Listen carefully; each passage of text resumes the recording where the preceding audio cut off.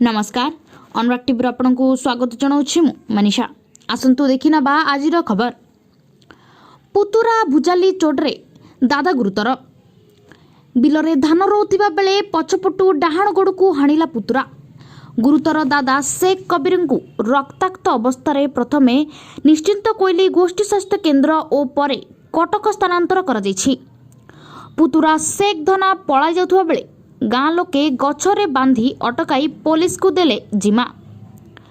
कटक जिला निश्चिंत कोइली थाना कटिकटा पंचायतर पाटसाइलो गाँव में आज अपराह्न बिलरे शेख कबीर धान रोउथिबा बेले पछपटू तांको पुतुरा शेख धना एक भुजाली धरी आसी पछपटू कबीरंक डाहाण गोड़ को हाणी दौड़ी पलाई जाउथिबा बेले गाँ लोकंकर द्वारा धरा पड़िथिला। हाथरे मारणास्त्र थिबारु लोक माने एकाठी होई धना को एक गछरे बांधी पकाई निश्चिंत कोइली पुलिस को खबर देथिले। परे पुलिस आसी गछरे बंधा होइतिबा धना को गिरफ्त करी थाना को नैछंती। पूर्व शत्रुता को नहीं एही आक्रमण होइतिबा सूचना मिलछि।